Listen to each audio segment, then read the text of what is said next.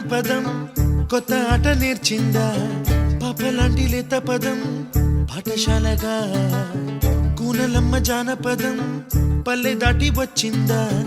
చవళిల జానతనం పాట చూపగా కుంచెలో దాగే చిత్రాలు ఎదురొచ్చేలా